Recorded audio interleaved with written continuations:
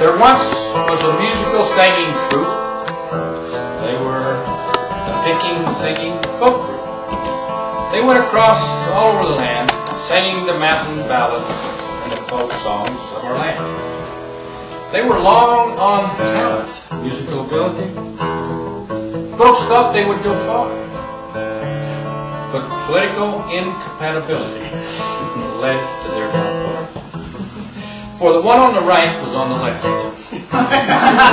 one on the left was in the middle. The one on the middle was on the right. And the guy in the rear was a Methodist. Now this musical aggregation toured the entire nation, singing the mountain ballads and the folk songs of our land. They sang with great virtuosity, and soon they were all the rage. But political animosity prevailed upon the stage. For the one on the right was on the left, the one on the left was in the middle, the one in the middle was on the right, and the bald-headed guy was running for office.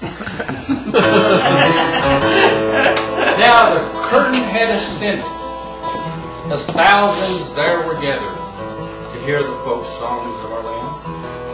But they took their politics seriously, and as the crowd watched deliriously, that night at the concert hall, they had a free-for-all.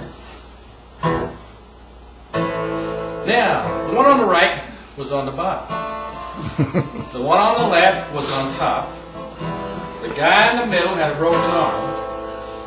And the guy in the rear, the bald-headed guy, said, "Oh my, oh dear." So let this be a lesson. If you form a musical singing folk group, don't go mixing politics with the folk songs of our land. And if you have political convictions, keep them to yourself. Play your banjo well, and work on harmony and diction. Now, the guy on the right become a Democrat. The guy on the left become a Republican. The guy in the middle, the bald-headed guy, got elected to politics. Matt, you want to give us a little political speech?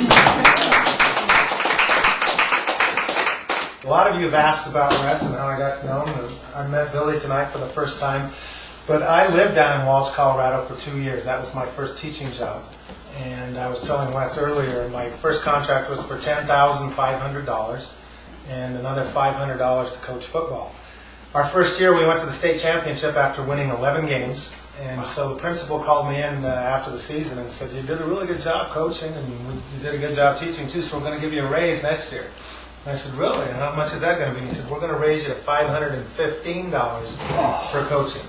And I think I got another $250 to teach. So I didn't know Wes in that time period, but I'd heard his name a lot, and as time went on and through different political things I did and so on, and when he eventually got elected, I got to meet him. He was here last spring, or I guess 2 springs ago now, when we had a fundraiser here for Bill Ritter, and I talked to him then about possibly running, and he said, "Let me know what I can do to help." And then a couple of months ago, I guess, he asked me if I would fly him and some folks from southeastern Colorado over the Pinyon Canyon. You all know what's happening with Pinyon Canyon at Fort Carson. And so I did. I flew down there and I picked him and 2 other guys up, and we took a video camera. Actually, Wes had to stay behind because we were overweight and it was a very hot day. But he was more than gracious and said, "You guys go, I've been over there." So one of the guys that were with us had lost, how many, 30,000 acres, I believe, back in the first round when the Army condemned some land back in the 1980s. And as I flew over this beautiful canyon, you know, there were tears in this man's eyes, and he kind of alternated between half crying and then being very angry at the Army and the government. And so we flew around and took lots of videos, and I'm not sure where that process is right now, but as you, I think, all know, we do have a year to go before the Army can do anything else, thanks to our senators and representatives. We wanted to do a little fundraiser tonight, and we just invited some neighbors and some people who helped us out to help us get ready for the big kickoff, which is on the 27th, and I hope that you all have invitations to that down at the Roxy. And we want to fill the place up. You know, even if you're not going to contribute anymore, we would love to have you there. It's going to be a great celebration, and we'll have entertainment there, and we'll have some food, and we'll have plenty to drink and so on, so please come.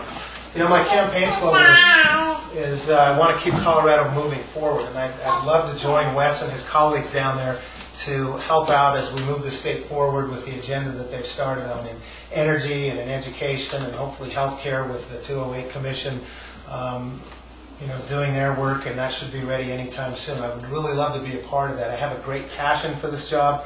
People ask me all the time, why do you want to do this? You know, you've got a nice house, you've got a nice family, you're going to have a nice retirement. Why don't you just kick back and relax? And my answer is, for some reason, I've always had this passion in me for public policy. I've had this passion in me for politics ever since I was a 3-year-old helping my dad with John F. Kennedy stickers on cars in our hometown.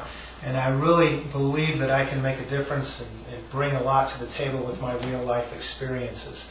So I appreciate so much you helping me out. People like Pat, who've been with us for so long now, and Tom, and my next-door neighbor Scott, who's a great guy and is the president of our neighborhood association, and Al down the street, and Linda, and Debbie, and all of you. This, I was telling somebody earlier, believe it or not, Christine was one of my doctoral professors, and she, you know, certainly doesn't look the role, but she was an excellent professor to me, and I appreciate her being here, and Chloe, who's just kind of come on board and helped us out, and Jerry. So thank you so much for being here. We look forward to working with you over the campaign. And if you would like some more dessert, hamburgers, whatever, there's plenty of beer, there's plenty of Pepsi, or Coke, and whatever else you need, please feel free. And with that, I'll turn it back to Wes. You'll have plenty of opportunities to hear me speak in the future. Please feel free to ask anything you'd like at any time. Are you guys going to sing? That's what I want. Well, yeah, we've got a real poem. We got a deal. And you are my sunshine. You are my sunshine. I only